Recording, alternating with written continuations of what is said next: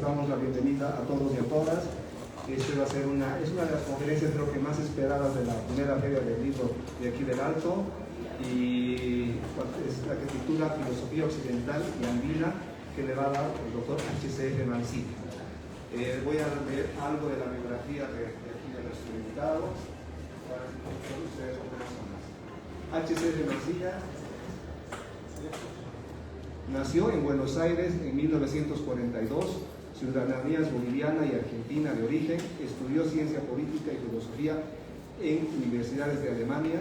La Universidad Libre de Berlín le concedió la Benies de Gengi en 1976. Fue profesor visitante en universidades de Australia, Brasil, España y Suiza. Es miembro del número de la Academia Boliviana de Ciencias y de la Academia Boliviana de la Lengua, y miembro correspondiente de la Real Academia Española, de la Academia Norteamericana y de la Lengua Española. Autor de varios libros sobre ecología social y tradiciones políticas culturales latinoamericanas. Les dejo con el doctor H.C.F. Mancilla.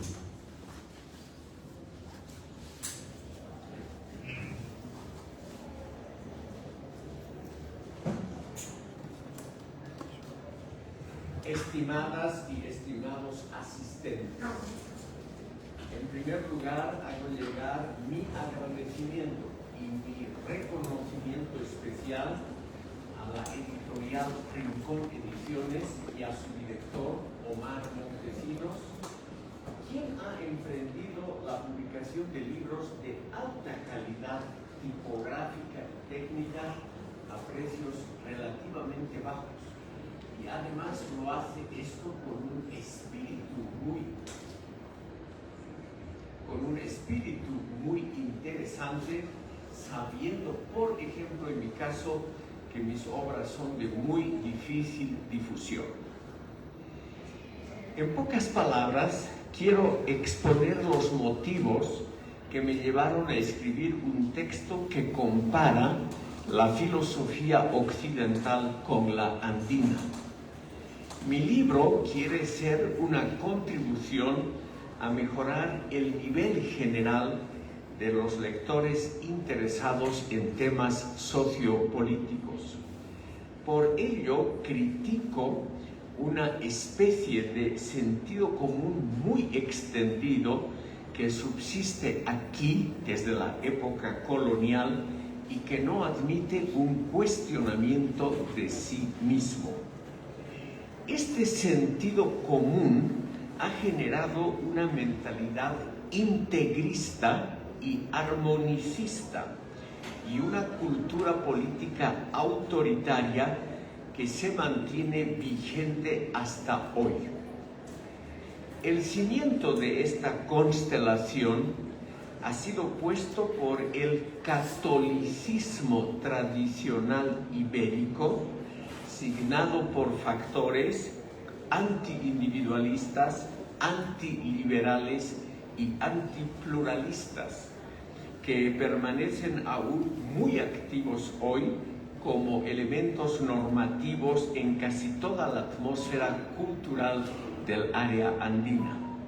Se puede afirmar, y lo digo para provocar a los asistentes, que la mayoría de los intelectuales progresistas e izquierdistas y todos los revolucionarios que llegué a conocer están hoy, por lo tanto, paradójicamente bajo la influencia cultural del catolicismo tradicional.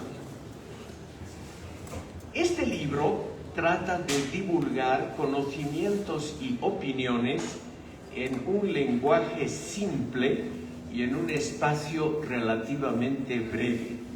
No es necesario tener conocimientos filosóficos o históricos para leerlo y entenderlo. Es una recapitulación de siglos o milenios de pensamiento filosófico que se ha sedimentado en muchísimas obras, sobre todo en la cultura occidental. Son obras naturalmente de muy diversa calidad entre sí, pero hay que tratar de salvar esos ejemplos de sabiduría para la memoria cultural del planeta. Si es que existe un ente que atesora los logros intelectuales de la humanidad. Como autor, mi labor ha consistido en seleccionar aquellos fragmentos que me han parecido importantes para comprender el desarrollo tanto de la civilización occidental como de la cultura andina. Y todo esto sirve para construir vinculaciones más o menos plausibles, es decir, probables, entre las dos corrientes de pensamiento. Es muy difícil delimitar claramente entidades en el fondo metafísicas como la filosofía occidental o la filosofía andina y exponerlas de modo convincente en pocas páginas. Existen algunas obras que pretenden brindar una visión colectiva de conjunto, como las del indianista Joseph Esterman, pero tengo la impresión de que estos escritos, a pesar de su carácter enciclopédico, no ingresan a dos puntos hoy relevantes: la crítica de la especificidad, es decir, el cuestionamiento de la originalidad de ambas filosofías, por un lado, y la vinculación de modos de pensar con la praxis, es decir, con la vida cotidiana, por otro. Mi modesto libro intenta, en cambio, acercarse a dos temas incómodos. ¿Existe la originalidad de cualquier tipo de pensamiento en un mundo pequeño y altamente intercomunicado? Y está así, o sea, en constante comunicación mutua desde tiempos muy remotos en nuestro planeta, que en el fondo tiene una magnitud física muy pequeña. Y en segundo lugar, son tan razonables en el campo político los intentos de reflotar una filosofía que privilegia las emociones y los sentimientos, como la filosofía andina, en lugar de procedimientos argumentativos y racionales, como se infiere de algunas, enfatizo, algunas construcciones del pensamiento andino. Esta última pregunta no es tan abstracta y alejada de las preocupaciones diarias como puede parecer a primera vista. Ha habido numerosos esfuerzos en la historia de la filosofía que estaban dirigidos a cuestionar la naturaleza presuntamente, reitero, presuntamente fría e inhumana del racionalismo europeo y a conseguir una comprensión más fidedigna de la esfera de nuestras intuiciones y emociones profundas. Hay que acercarse a la filosofía y a los pueblos andinos con mucho cariño y gratitud, como afirma textualmente Joseph Esterman, pero al mismo tiempo hay que aplicar los preceptos de la objetividad y de la distancia que nos ha legado la tradición occidental. Los críticos me pueden reprochar que en este libro haya otorgado mayor espacio al pensamiento occidental que al andino. Esto parece, a primera vista, un testimonio de imperialismo cultural. Pero la razón para ello es muy simple. Lo que se entiende bajo filosofía occidental empezó cronológicamente mucho antes que la andina y, por ende, se ha acumulado una cantidad mucho mayor de obras escritas. En una comparación cuantitativa sobresale inmediatamente la gigantesca masa de publicaciones del lado occidental. A ello se añade que la filosofía andina es muy joven, como lo es su historia en términos estrictamente cronológicos. Los pueblos andinos, además, no conocieron ningún sistema de escritura antes de la conquista española, con la excepción de la cultura maya. En todo lo que llamamos convencionalmente el Nuevo Mundo, la conquista española conllevó una brutal y repentina terminación de desarrollos autónomos que probablemente habrían generado resultados muy promisorios y muy notables en la esfera de la cultura en general y del pensamiento en particular, como se puede apreciar por los magníficos testimonios que han sobrevivido de las culturas precolombinas. Las fuentes para reconstruir las filosofías prehispánicas son muy tenues e inseguras, y lo mismo puede decirse del pensamiento indígena en general. Ante la carencia de fuentes escritas y confiables, lo que existen son interpretaciones ganadas de la observación de los comportamientos existenciales de los indígenas contemporáneos y reconstrucciones teóricas de lo que las tradiciones orales han generado a lo largo de los siglos. Puesto que yo no realicé ningún trabajo en estos dos campos, para la segunda parte de este libro, consagrada a la filosofía andina, me he basado ampliamente en los trabajos de Joseph Esterman y de Blitz Lozada Pereira, a quienes deseo agradecer de la manera más cordial.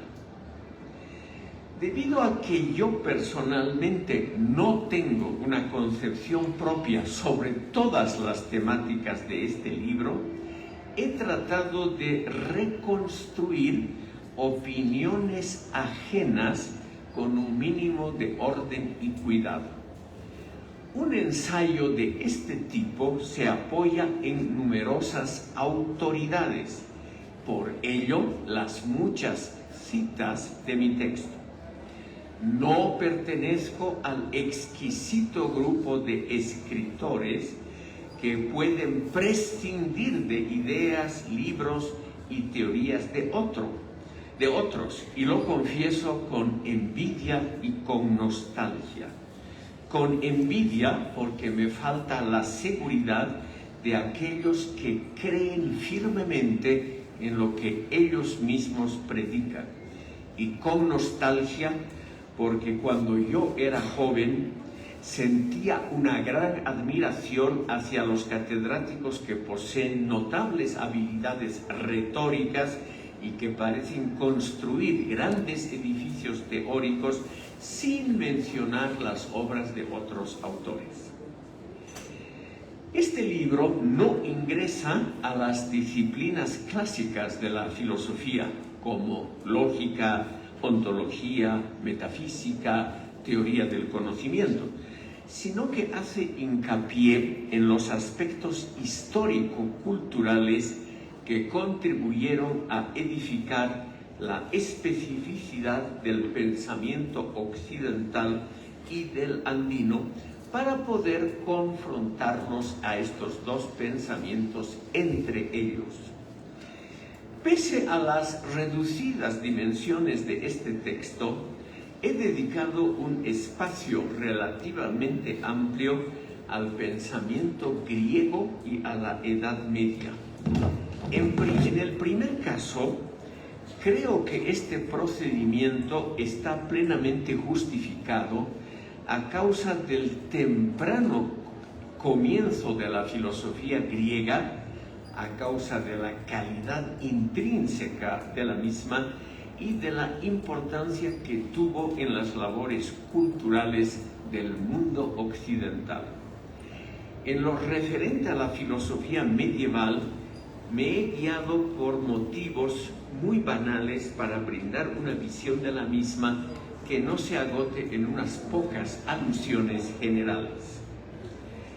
Los sistemas filosóficos en buena parte del tercer mundo, por ejemplo en el ámbito islámico y de modo más tenue en el ámbito andino, están entrelazados vigorosamente con credos religiosos, como fue el caso de la filosofía medieval con el cristianismo.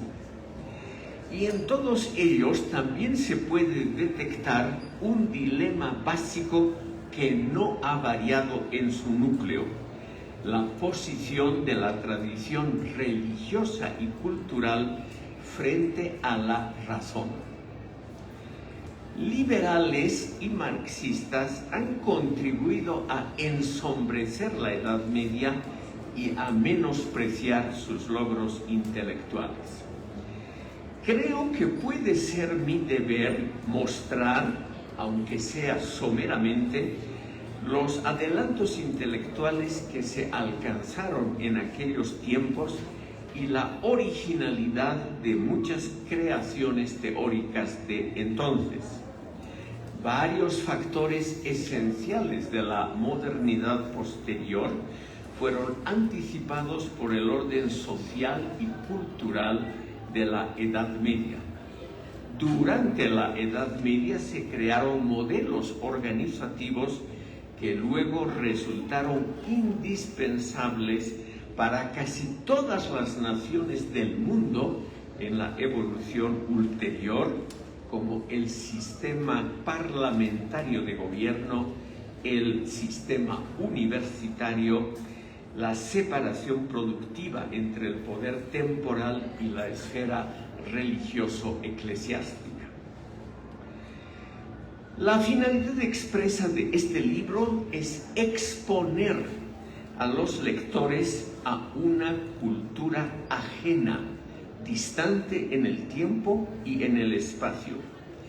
Creo que es un buen camino para reducir prejuicios y para ejercitar capacidades de crítica y análisis por encima de intereses y simpatías inmediatas. Pudiendo equivocarme fácilmente, creo que en el ámbito universitario de toda el área andina hay un desconocimiento muy marcado del mundo exterior, sobre todo en el campo de las ideas y de los hechos históricos. Cuando los estudiantes míos de estas universidades hablan de épocas y culturas de afuera, cosa que ocurre rara vez, se nota que aluden a fenómenos que les son muy extraños, extranjeros, foráneos. Por lo general tienen una formación académica débil en lo que respecta a hechos y conocimientos de otras áreas geográficas. Por otro lado, mantienen incólumes varios prejuicios e ideas fijas que les brindan una considerable seguridad anímica, unos vínculos sólidos con su propio pasado y un fundamento resistente a todo cambio para la identidad colectiva. Son mayoritariamente prejuicios de índole cultural patriótica y rara vez de naturaleza abiertamente ideológico-política. Por ello, son tan extendidos entre los más diferentes estratos sociales y grupos étnicos.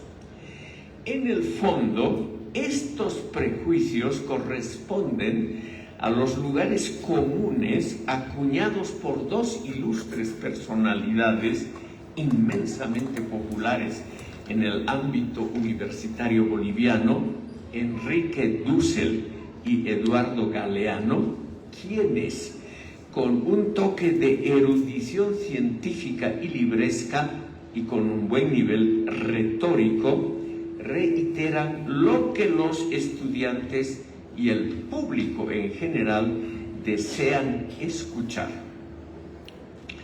He intentado en este libro dar a conocer lo valioso de la filosofía occidental, que es la enseñanza socrática.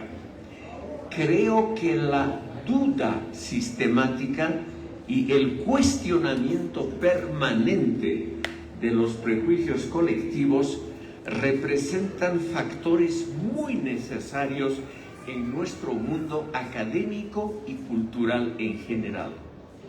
La popularidad de los mitos sociales no garantiza su veracidad ni su pertinencia en el mundo actual, y debemos, por lo tanto, hacer un esfuerzo para esclarecer estos contextos sociales donde las leyendas prerracionales se entremezclan con los auténticos designios de consolidar una cultura propia.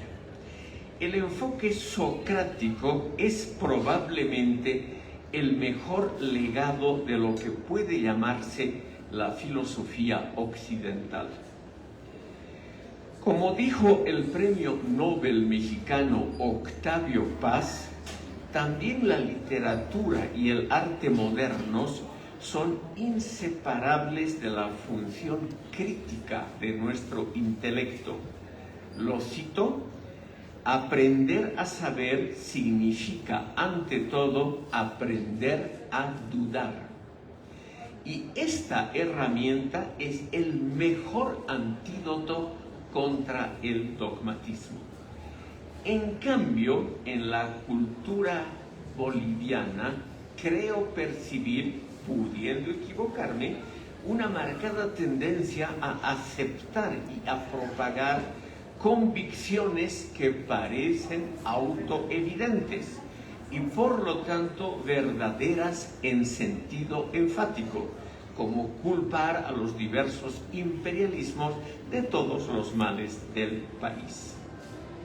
Se nota aquí la resistencia a todo proceso de desilusionamiento, la base del genuino aprendizaje, el rechazo a todo propósito de desencantamiento con respecto a lo propio, la oposición a considerar puntos de vista que no sean los prevalecientes por la tradición, es decir, los convencionales y rutinarios, los que cuentan claramente con el afecto y hasta con el amor de la población.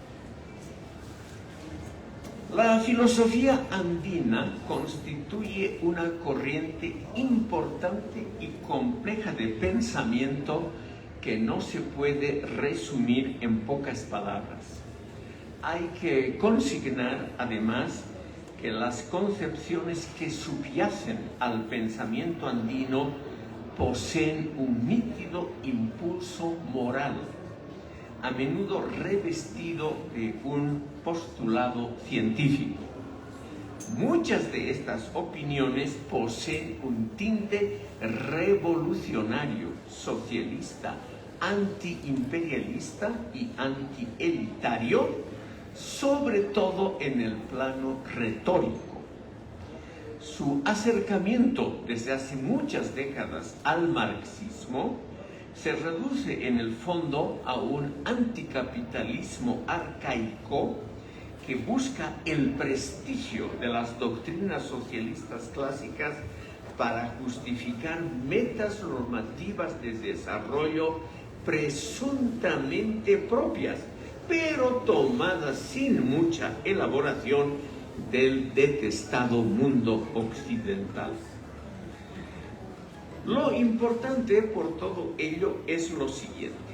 En estas corrientes y sobre todo en la filosofía andina se puede constatar un factor ético muy robusto que resulta comprensible porque este pensamiento se ha tenido que desarrollar contra una potencia cultural enorme y se ha originado en ese contexto sociocultural que siempre desde la conquista española ha estado signado por el dolor y la angustia.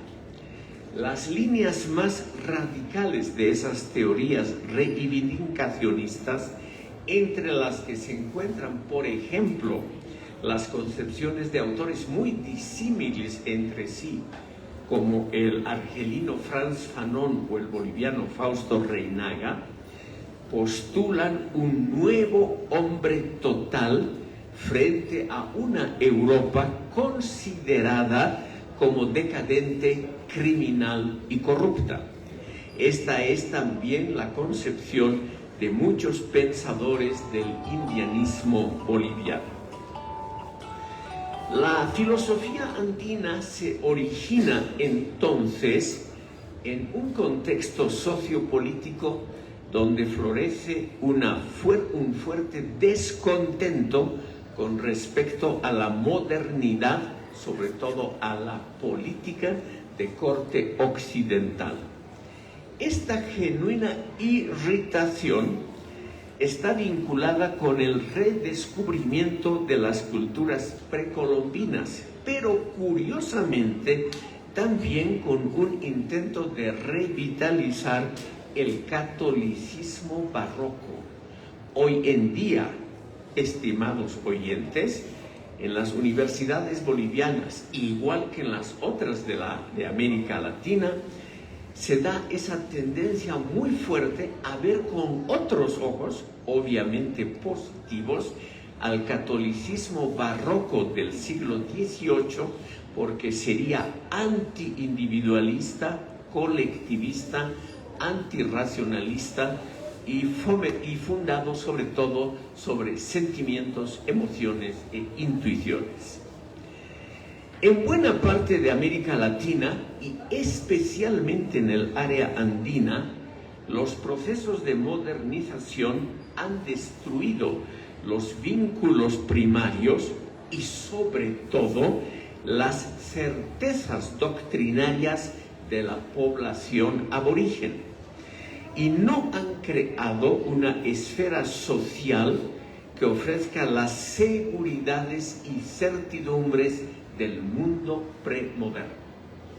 Es comprensible entonces que surjan varios movimientos en contra de lo que se considera aquí lo negativo por excelencia, el cosmopolitismo liberal y pluralista y el egoísmo materialista considerado como profundamente decadente.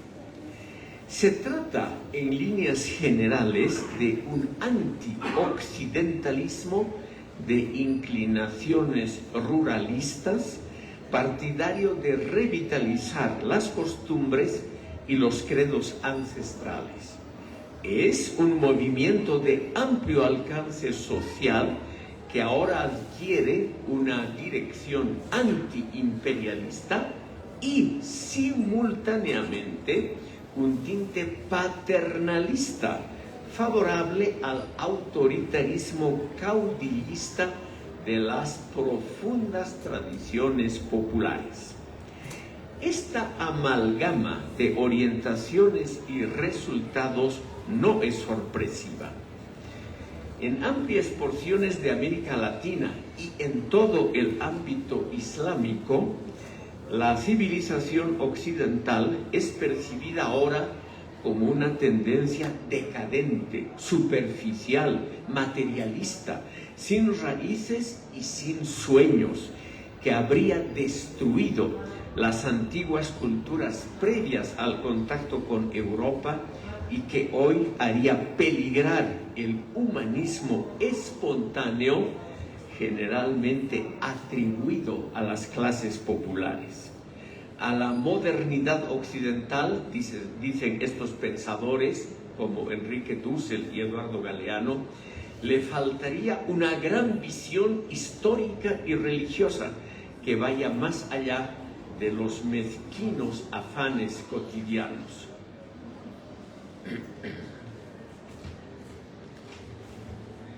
Estas ideas básicas se manifiestan dramáticamente en las aseveraciones del pensador mexicano Guillermo Bonfil Batalla, un amigo de Fausto Reynaga, el representante más destacado en México del indianismo contemporáneo. Lo cito: la solidaridad, el respeto, la honradez, la sobriedad y el amor constituyen los valores centrales, las piedras fundadoras de la civilización india, mientras que las normativas de la civilización occidental son el egoísmo, el engaño, el desengaño, el apetito insaciable de bienes materiales, el odio, todo lo cual lo prueba la historia y lo comprueba la observación diaria de la vida urbana, reducto y fortaleza de la invasión occidental. Fin de la cita. Y continúa el mismo autor, Guillermo Bonfil Batalla: la miseria, el hambre, la enfermedad y las conductas antisociales no son herencia de la civilización india, sino productos directos de la dominación europea.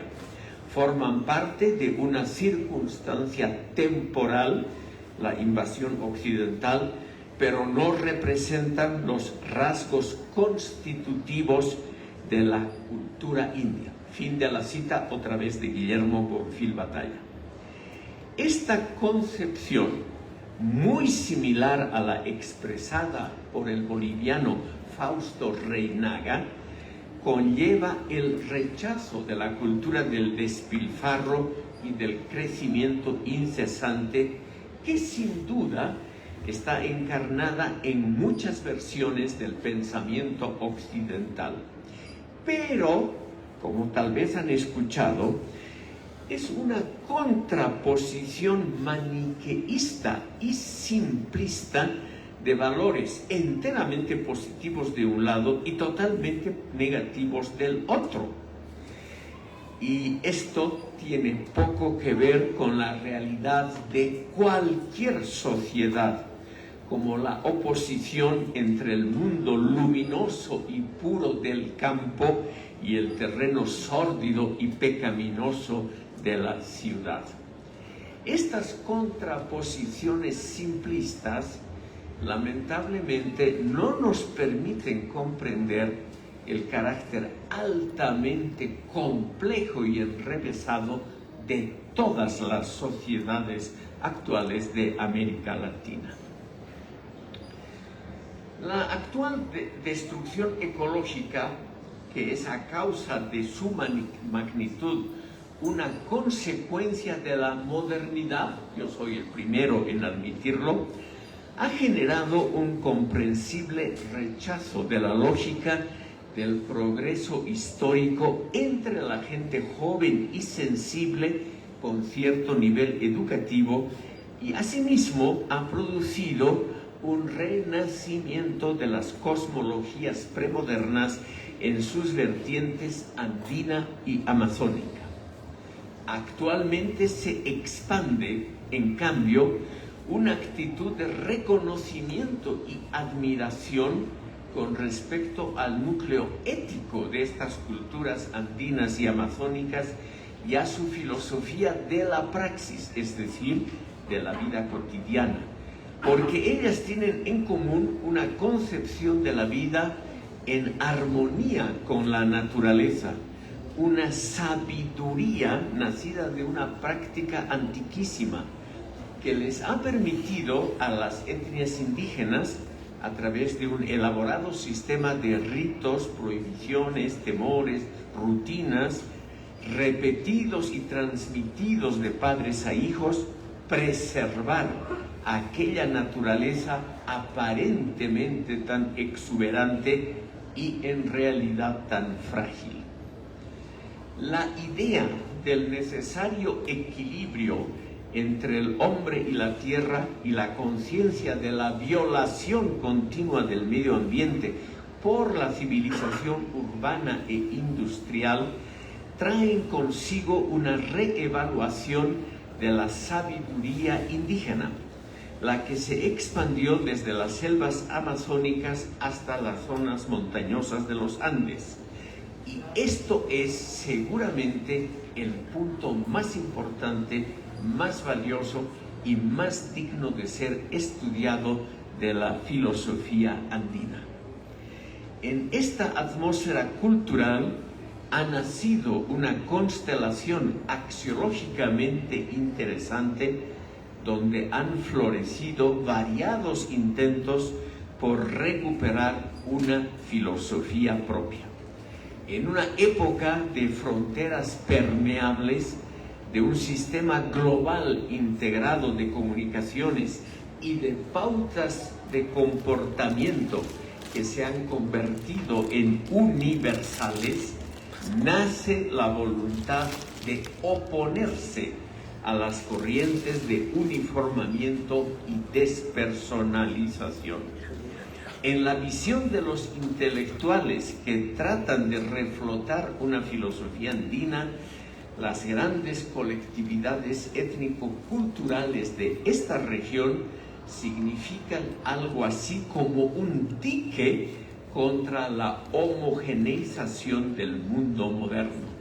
Y este es probablemente el mayor aporte de la filosofía andina a todo el mundo contemporáneo. Para concluir, este libro no contó con ningún apoyo estatal, universitario o privado. No fue el resultado de un trabajo de consultoría o de una beca de investigación. Surgió en una forma que podemos llamar clásica, la soledad monacal de un escritor sin escuela, pero que cuenta, por suerte, con una audiencia respetable como el público aquí presente. Muchas gracias por haberme escuchado. Bueno, gracias a ustedes, recibimos cada vez más por estos temas de filosofía. Y ahora va a haber un espacio de preguntas del público, por favor. Máximo 2 preguntas porque estamos ya con el tiempo ajustado y que sean solo preguntas. Ya, por favor. Ignacio, ¿puedes venir para acá?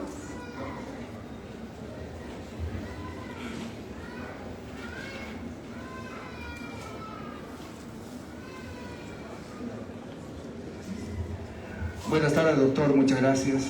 Quisiera plantear, si me permite, 2 preguntas. Mucho se habla de el mundo andino, el respeto del medio ambiente, una ética favorable al trabajo, etc. Sin embargo, en la praxis se ve algo diferente. Yo le cuento, permítame brevemente, yo trabajé un tiempo en la provincia de Muñecas, y en una ocasión me encontré en una reunión informal con un grupo de mineros auríferos. Ellos me contaban, eran jóvenes que vinieron en su moto, ellos me contaban que cuando ellos encuentran una veta de oro y una buena cantidad, un buen descubrimiento, ellos tienen que gastar el dinero que tienen inmediatamente. Nosotros gastamos en fiestas, en libertinaje, etcétera, etcétera. ¿Por qué? Pensamos que si no hacemos, más bien no hacemos eso, nunca más encontraremos otra veta de oro. En cambio, si gastamos, vamos a encontrar otra vez. Este tipo de conocimiento. Hace mucho tiempo Max Weber, en su famoso libro de la ética protestante y el capitalismo, el espíritu del capitalismo, decía que el germen de la ética protestante hacía de ellos ahorradores, personas que veían el trabajo como un don divino y el ahorro, y el capitalismo. Entonces Max Weber decía que finalmente ese era el principio y Estados Unidos gozó de eso. En cambio, en nuestros países, si tenemos esa mentalidad de derroche, vemos que en las fiestas o se contratan 20 grupos musicales, se gasta $500,000 en un preste, etcétera, etcétera. ¿Cree usted que nos carecemos de un fundamento ético así proclive al ahorro para una formación de capital? Por un lado, y por el otro lado, Baruch Spinoza creía que tenía una visión más panteísta, ¿no? O sea, no coincide eso con nuestra religiosidad andina, es decir, pensamos que el puma es un dios, el águila o el cóndor son dioses, pensamos que las montañas son dioses. No permitiría eso el rescate, por ejemplo, del tema ecológico. Es decir, si todo es Dios, nosotros mismos provenimos de las estrellas, y se ha comprobado ahora, adoramos el Inti, etc., pero se ha comprobado modernamente de que evidentemente nosotros, y todo proviene de las estrellas. Pues, ¿se podría rescatar algo de eso? Por favor, doctor, gracias.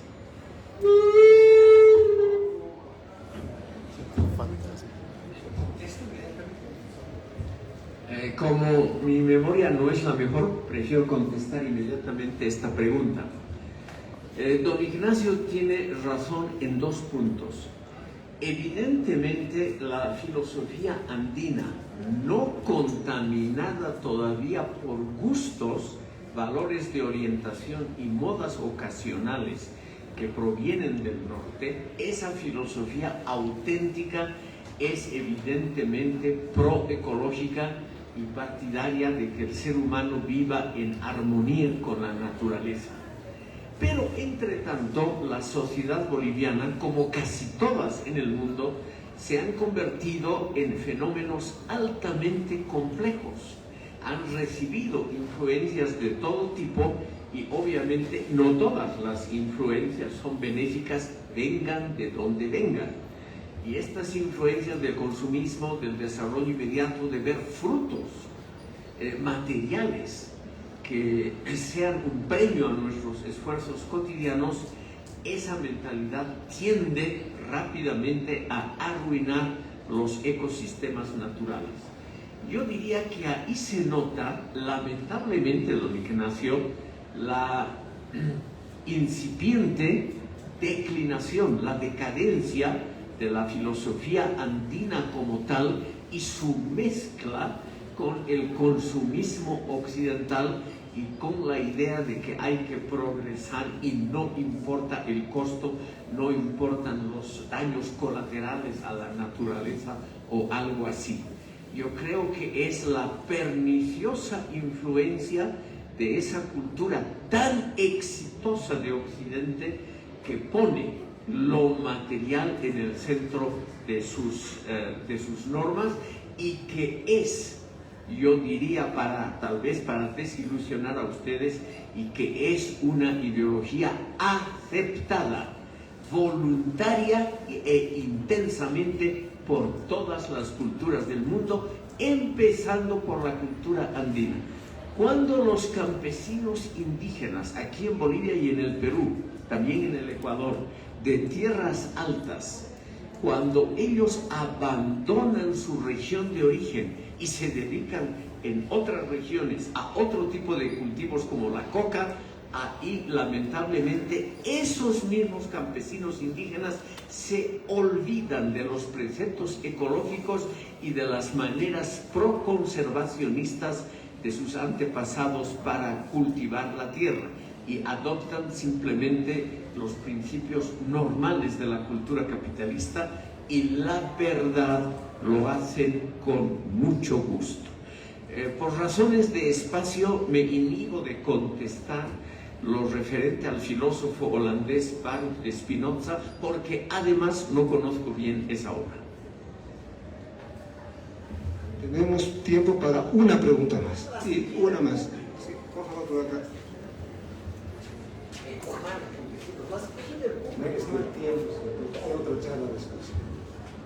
Gracias. Doctor, buenas noches. Creo que usted es uno de los filósofos más cabales de nuestro país.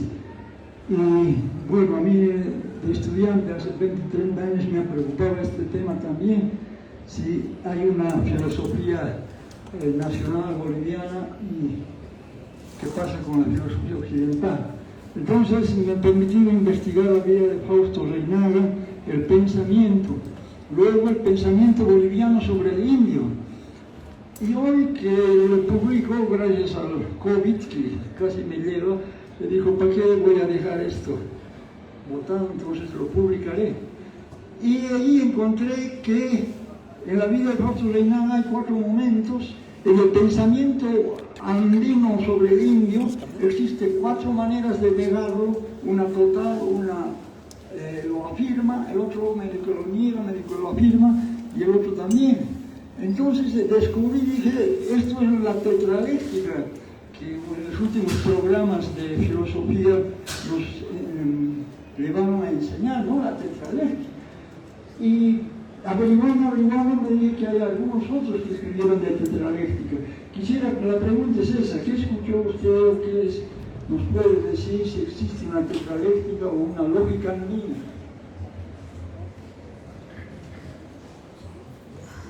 Estimado oyente, tetraléctica, o sea, 4 perspectivas, es el nombre de varias teorías sobre diferentes modos de interpretar la realidad, modos que pueden estar contrapuestos unos por otros.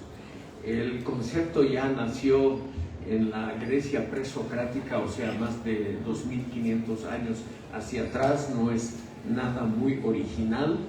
La idea de un pluralismo de ideas, de interpretaciones, es algo que pertenece prácticamente a todas las culturas. Aquí en Bolivia, el que más ha favorecido esa tetraléctica es el pensador orureño, hoy totalmente olvidado por sus propios compatriotas, Ramiro Condarco Morales. Y yo presiento que la obra muy interesante de Condarco, que no era indianista, aunque escribió un famoso libro sobre el terrible Zaratehuilca, su obra principal, la obra de él, creo yo, merece ser reeditada y leída en este país. Es una obra, eso sí, de muy difícil acceso, una obra muy erudita. Ramiro Condarco publicó una de sus obras con el concurso de la Academia de Ciencias aquí, y les puedo contar una anécdota porque yo pertenezco a esa institución. De las obras de la tetraléctica se hicieron 1000 ejemplares y se vendieron solo 17. Eso muestra también el gran cariño que esta población tiene por sus autores. Listo, muchas gracias, cesamos el debate y el libro, por si acaso, está también editado por diferentes ediciones y lo encuentran a la venta allá afuera. Pues después de terminar los libros allá afuera, por favor, es una recita, pueden conversar y seguir conversando con él en el espacio continuo. Muchas gracias, hasta luego.